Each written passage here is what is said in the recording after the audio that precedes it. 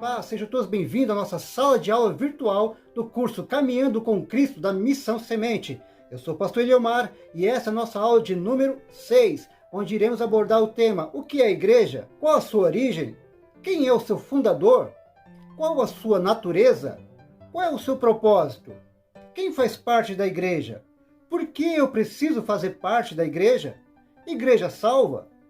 Como identificar uma igreja verdadeira de uma falsa? Quais as marcas de uma igreja saudável? Nós iremos responder a todas essas perguntas nesses dois vídeos onde abordaremos esse tema tão importante, que parece ser simples, mas ainda hoje existe muita confusão na cabeça das pessoas. Quando falamos de igreja, o que vem na sua mente? Certa vez eu pedi para duas jovens desenharem um pedaço de papel uma igreja. O que vocês acham que elas desenharam? Sim, as duas desenharam um edifício grande. A única diferença entre um desenho e o outro é que um prédio tinha uma cruz e o outro não. Igreja é muito mais do que um edifício, um prédio, uma construção assinalada com uma cruz ou com uma placa denominacional. Igreja é muito mais do que uma instituição comprometida com a esfera civil. O que nós vamos abordar nessa aula de uma forma simples e clara é o que é igreja no sentido bíblico. Futuramente, desenvolveremos esse tema conhecido na teologia como eclesiologia, onde estudaremos mais a fundo. Também não é nosso objetivo fazermos um estudo histórico da igreja, desde Atos dos Apóstolos até os momentos atuais, quem sabe futuramente. Antes de tratarmos desse assunto, o que é a igreja, devemos falar sobre o seu fundador, Jesus. A igreja não é uma instituição humana, como alguns pensam, pois como está escrito lá em Atos capítulo 5, versículo 38 e 39, diz assim: nesse caso, de agora, digo a vocês, não façam nada com esses homens, deixe que vão embora, porque se este plano ou esta obra vem de homens, será destruído. Mas se vem de Deus, vocês não poderão destruí-los, e corre o risco de estar lutando contra Deus. E os membros do Sinédrio concordaram com Gamaliel. Ora, se a igreja fosse uma instituição puramente humana, não permaneceria, já teria deixado de existir há muito tempo. Mas ela é uma instituição divina, tem a sua origem no coração de Deus, que sempre buscou um povo para si. Podemos ver isso em toda a Bíblia, desde Gênesis, com Adão e Eva, depois a descendência de Sete, Noé e sua família, Abraão e sua descendência, e por fim Israel como nação. Êxodo capítulo 19, versículos 5 e 6. Agora, pois, se ouvirem atentamente a minha voz e guardarem a minha aliança, vocês serão a minha propriedade peculiar dentre todos os povos, porque toda a terra é minha, e vocês serão para mim um reino de sacerdotes e uma nação santa. São estas as palavras que você falará aos filhos de Israel. Compare também com a carta de 1 Pedro, capítulo 2, versículo 9. Vocês, porém, são geração eleita, sacerdócio real, povo de propriedade exclusiva de Deus, a fim de proclamar as virtudes daquele que os chamou das trevas para a maravilhosa luz. Note alguns pontos importantes nessa passagem. Primeiro, geração eleita. A igreja é chamada, escolhida por Deus. Segundo, sacerdócio real. Fala da autoridade da igreja dada por Deus. Terceiro, propriedade exclusiva. A igreja tem um único dono e proprietário, que é Deus. Quarto, proclamar as virtudes. A igreja tem uma missão e está comissionada por Deus. Assim como Deus levantou e separou a nação de Israel e estabeleceu regras para que ela o representasse na terra, mas Israel falhou na sua missão. Mais tarde, por intermédio do seu filho Jesus, ele levantou outro povo que andava disperso. João, capítulo 11, versículo 52. E não somente pela nação, mas também para reunir em um só corpo os filhos de Deus, que andam dispersos. A igreja é propriedade exclusiva de Deus. Ela foi adquirida com preço de sangue. Apocalipse capítulo 5, versículo 9 e 10.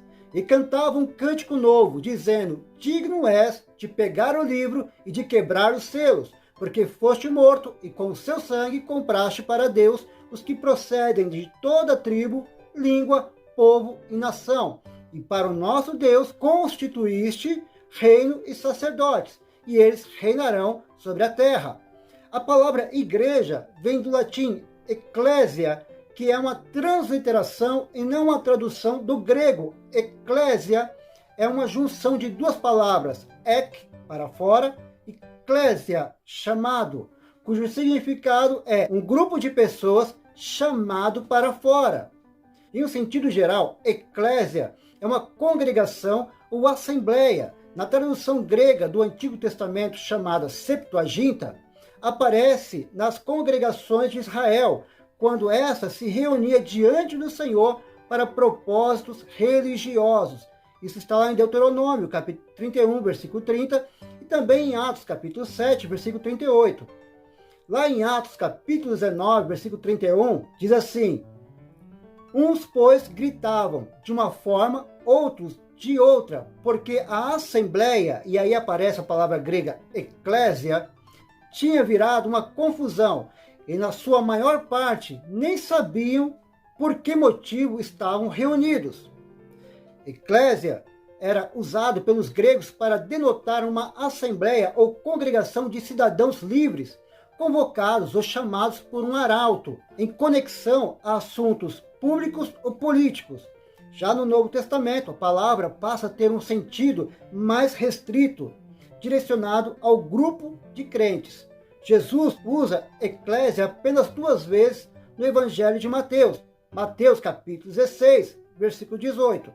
Também eu lhe digo que você é Pedro, e sobre esta pedra edificarei a minha igreja, e as portas do inferno não prevalecerão contra ela. Também em Mateus capítulo 18, versículo 17. E se ele se recusar a ouvir essas pessoas, exponha o assunto à igreja.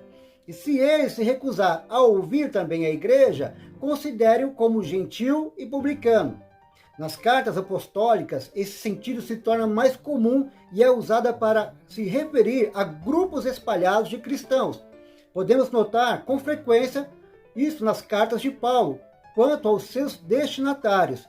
1 Coríntios, capítulo 1, versículo 2, a parte A. A igreja de Deus que está em Corinto. 2 Coríntios, capítulo 1, versículo 1. Paulo, apóstolo de Cristo, pela vontade de Deus, e o irmão Timóteo. A igreja de Deus que está em Corinto, e a todos os santos em toda a Acaia. Também Filemão, capítulo 1, versículo 2. A igreja que se reúne em sua casa, a irmã Áfia e a Arquipo, nosso companheiro de lutas. Igreja se refere a um grupo pequeno de cristãos reunidos em uma casa para adoração e edificação. Em nenhum caso a palavra é usada com relação ao edifício em que a adoração pública é conduzida. Hoje é muito comum, quando falamos de igreja, a primeira coisa que vem à nossa mente são as grandes catedrais, prédios ou salões. Mas o sentido correto de igreja é aplicado essencialmente às pessoas, que pode ser um grupo local e, em um sentido mais amplo, descreve a congregação dos fiéis em todo o mundo, de diferentes povos, línguas e nações. Precisamos entender o que é e o que não é igreja. O que não é igreja? Primeiro, igreja não é um prédio, construção. Atos capítulo 7, versículo 48. Entretanto, o Altíssimo não habita em casas feitas por mãos humanas, como diz o profeta. Lá em Atos capítulo 17, versículo 24. O Deus que fez o mundo e tudo que nele existe, sendo ele o Senhor do céu e da terra, não habita em santuários feitos por mãos humanas. Evangelho de Marcos capítulo 14, 58. Nós o ouvimos declarar: eu destruirei esse santuário edificado por mãos humanas, e em 3 dias construirei outro, não por mãos humanas. Alguns interpretam esses textos fora do seu contexto e usam de forma errada para dizer que não precisam congregar ou fazer parte de uma organização eclesiástica, e se esquece que o próprio Deus ordenou Moisés a construir o tabernáculo. E assim como o próprio Deus também deu a Davi a planta do que seria o templo de Israel. Haveria aqui uma contradição? Logicamente que não. Veja o que Jesus responde à mulher samaritana. Evangelho de João, capítulo 4, versículo 20 ao 24. Nossos pais adoram neste monte, mas vocês dizem que em Jerusalém é o lugar que se deve adorar. Jesus respondeu: mulher, acredite no que digo, vem a hora e que nem neste monte, nem em Jerusalém, vocês adorarão o Pai. Vocês adoram o que não conhecem. Nós adoramos o que conhecemos, porque a salvação vem dos judeus. Mas vem a hora, e já chegou, em que os verdadeiros adoradores adorarão o Pai em espírito e em verdade, porque são esses que o Pai procura para seus adoradores. Deus é espírito, e é necessário que os seus adoradores o adorem em espírito e em verdade. Então veja, Deus ele não está confinado a um lugar específico, ele não está preso no tempo e espaço. O templo não é maior que Deus. Leia Jeremias capítulo 7, versículo 1 ao 7. Palavra que foi dita a Jeremias por parte do Senhor. Fique junto à porta da casa do Senhor e proclame ali esta palavra. Escutem a palavra do Senhor, todos de Judá, vocês que entram por essas portas para adorar o Senhor. Assim diz o Senhor dos Exércitos, o Deus de Israel. Corrijam a sua conduta e as suas ações, e eu os farei habitar neste lugar. Não confiem em palavras falsas, dizendo, templo do Senhor, templo do Senhor. Este é o templo do Senhor. Mas se de fato emendarem os seus caminhos e as suas ações, e de fato praticarem a justiça, cada um com seu próximo, e não oprimirem o estrangeiro, o órfão e a viúva, nem derramarem sangue inocente neste lugar, nem seguir outros deuses para o próprio mal de vocês, eu os farei habitar neste lugar, na terra que dei aos pais de vocês, desde os tempos antigos e para sempre. Não é errado se reunir e congregar em um prédio. Errado é achar que o prédio é mais santo e maior que Deus. A sua confiança e santidade não pode estar centralizada em um lugar. É por isso que o nosso culto, ele não começa e termina quando entramos e saímos de um prédio. Mas qualquer reunião que não tiver Deus como seu principal objetivo é mero ajuntamento. 2. Igreja não é uma organização ou instituição humana. Igreja, como organização, fala de uma natureza física e se expressa através do lado social, pois a mesma está estabelecida em um espaço geográfico e, como cidadãos, temos direitos e deveres. Romanos, capítulo 13, versículo 1. Que todos estejam sujeitos às autoridades superiores, porque não há autoridade que não proceda de Deus, e as autoridades que existem foram por ele instituídas. Segundo o pastor Walter Brunelli, ele diz o seguinte: o desenvolvimento do mundo moderno tem induzido algumas pessoas a fazerem comparação entre igreja e associações, e até mesmo entre igreja e empresas. É claro que a igreja não está isenta de aspectos institucionais, pois ela lida com dinheiro, construção de imóveis, aquisição de bens e etc., formando a cada dia um patrimônio não só para o conforto dos seus membros, mas para a promoção do Evangelho de Cristo. Mas, infelizmente, alguns se deixam seduzir e passam a tirar proveito da igreja em benefício próprio. Por força da lei, somos obrigados a ter um estatuto, e tudo isso tem a sua importância, mas a Bíblia, acima de tudo, é quem define de fato as regras da igreja. Igreja não é um clube social. Apesar de ser um lugar de comunhão não somente com Deus, mas também com os irmãos da fé, o grande erro é quando nos reunimos com um propósito diferente e não de cultuar a Deus. Por exemplo, ir ao templo com a finalidade apenas de ver o namorado ou a namorada, o amigo ou amiga, ou de fazer negócios. Precisamos nos perguntar qual é a nossa motivação em ir ao culto? Não é errado querer ver o amigo ou amiga, o namorado ou a namorada, ou fazer negócios com o irmão. Mas tudo isso tem o seu tempo e lugar. Igreja não é uma denominação ou uma placa. A igreja bíblica é única e universal. Temos uma variedade enorme de denominações e a cada dia surgem dezenas até centenas de novas denominações diferentes em todo o mundo, seja ela autônoma, independente ou um conjunto de congregações que fazem parte de um ministério maior. Cada denominação tem os seus estatutos e suas regras, que diferem uma das outras. Mas em Cristo nós somos um corpo, em Deus uma família, e no Espírito um templo. Apesar das diferenças teológicas, culturais e de uso e costumes, precisamos nos respeitar. A placa não pode dividir ou separar aquilo que Jesus uniu no seu sangue, pois servimos e adoramos um único Deus que tem uma única igreja. Não é errado cada ministério ter a sua cerca teológica que o separa e o distingue de outro, desde que a cerca seja baixa, para que possamos nos ver, acenar e darmos as mãos. Deus trabalha na diversidade. Igreja não é um projeto humano. Como já vimos anteriormente, se a igreja fosse apenas uma organização humana, ela já teria sucumbido ao tempo e aos ataques das forças malignas. Basta você consultar a história da igreja. Quanto mais ela era perseguida, mais crescia e mais se fortalecia no Senhor. Atos capítulo 4, versículo 29. Agora, Senhor, olha para as ameaças deles e concede aos teus servos que anunciem a tua palavra com toda ousadia. Mas então, o que é igreja? Primeiro, igreja são pessoas. Mateus capítulo 7, versículo 20.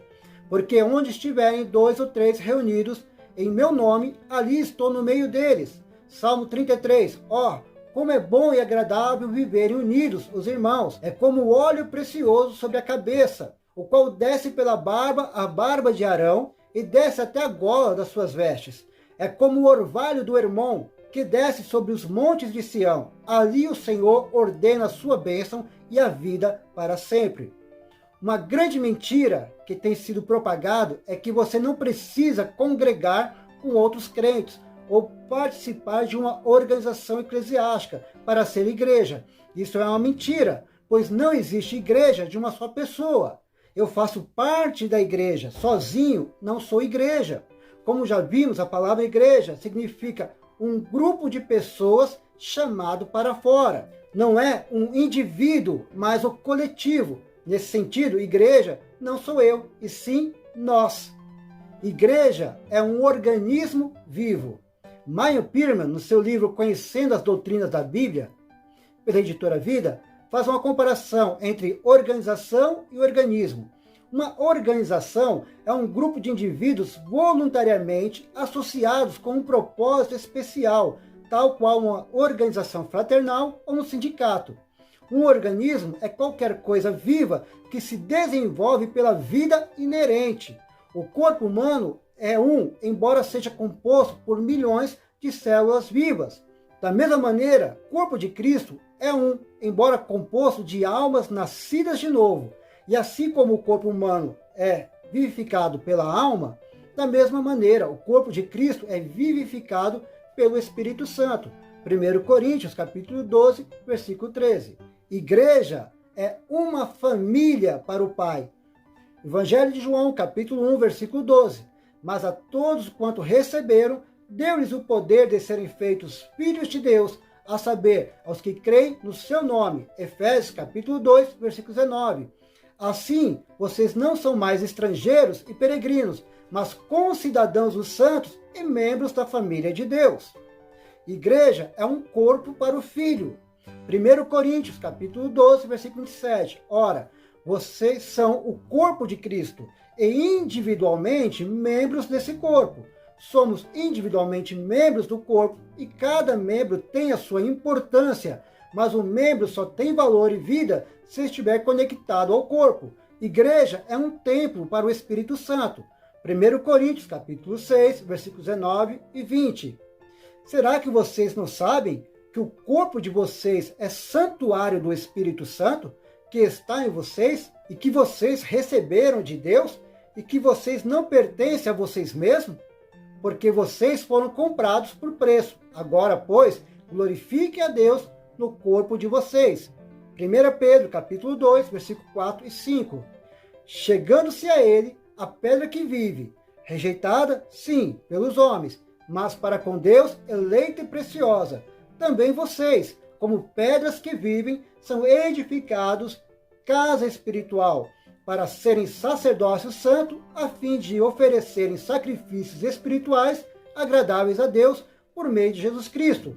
Existe um segredo espiritual nessas três metáforas.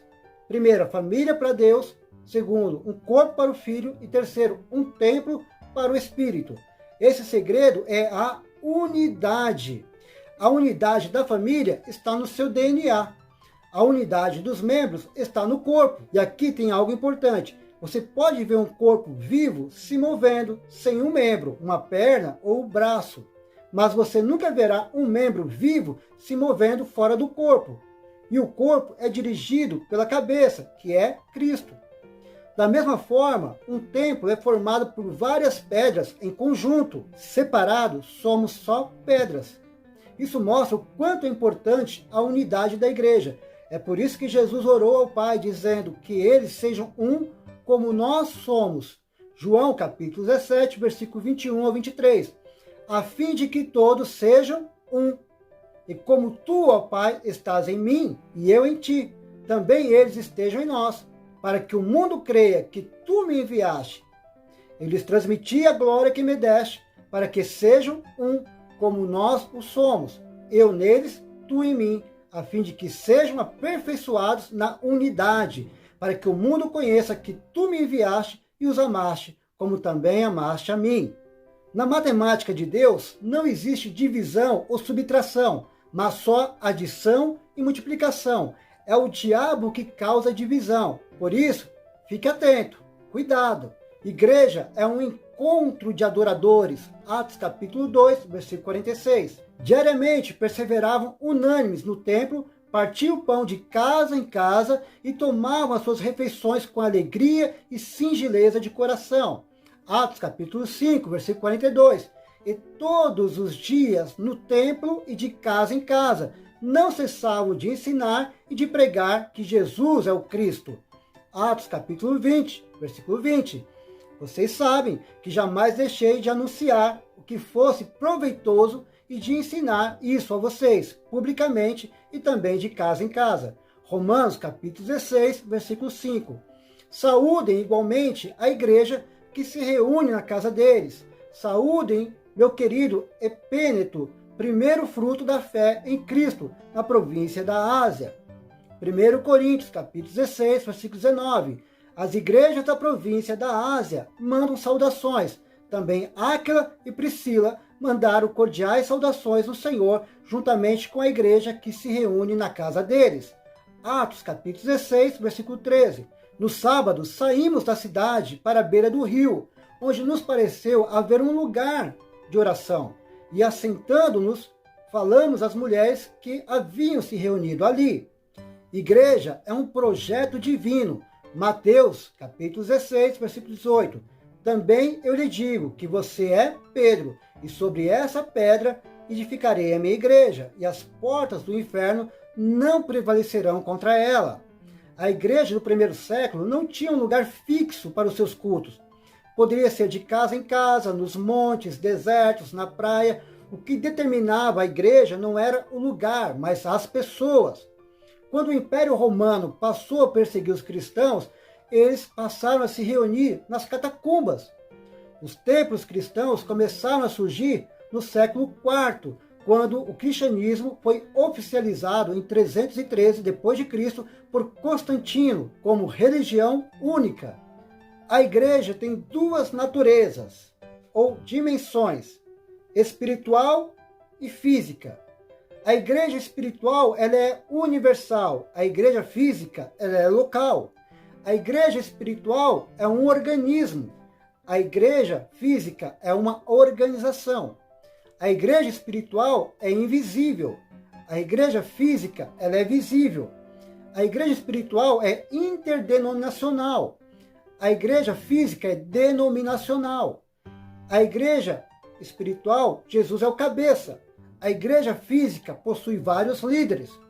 A igreja espiritual, o nome de seus membros está escrito no livro da vida. A igreja física, o nome de seus membros está escrito no rol de membros. A igreja espiritual não depende de rituais e templos. A igreja física depende de cerimônias e templos. O compromisso da igreja em 4 direções. A igreja de Cristo tem um compromisso voltado para 4 direções: para cima, para dentro, para fora e para baixo. Isso quer dizer que a igreja tem um compromisso com o céu, consigo mesma, com o mundo físico, pessoas, e com o mundo espiritual, que é destruir as obras do diabo e libertar os cativos na autoridade e no poder do Espírito Santo.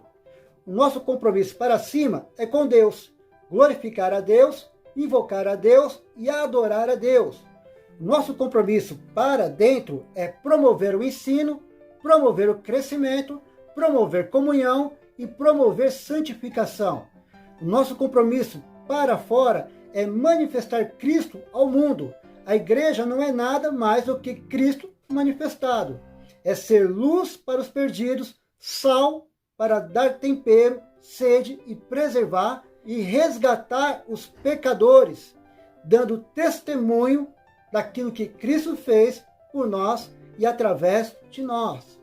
E por último, para baixo, é exercer a autoridade e o poder contra todo principado e potestade. Efésios capítulo 1, versículo 20 ao 23.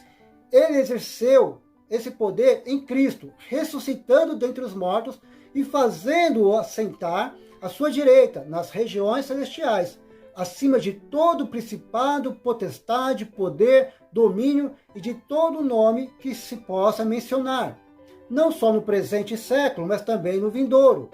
E sujeitou todas as coisas debaixo dos pés de Cristo, e para ser o cabeça sobre todas as coisas deu à igreja, o qual é o seu corpo, a plenitude daquele que tudo enche em todas as coisas. A igreja tem 4 propósitos básicos. Primeiro, anunciar, fazer discípulos de todas as nações. É a missão de cada cristão nascido de novo, de anunciar a salvação em Cristo a todas as pessoas. Segundo, integrar. É a responsabilidade de cada cristão em auxiliar o novo convertido a integrar-se socialmente, doutrinariamente e emocionalmente na igreja local. Terceiro, ensinar. É a função de cada membro trabalhar em prol do ensino de cada novo convertido, a fim de habilitá-lo para o ministério cristão. E enviar. É a atribuição do ministério capacitar cada membro com a finalidade de criar uma igreja ativa, dinâmica e integrada nas atividades do dia a dia, criando uma geração de discípulos de Jesus envolvidos com o cumprimento da grande comissão. Nós vamos estar encerrando por aqui. No próximo vídeo nós vamos dar continuidade a esse tema, o que é a igreja.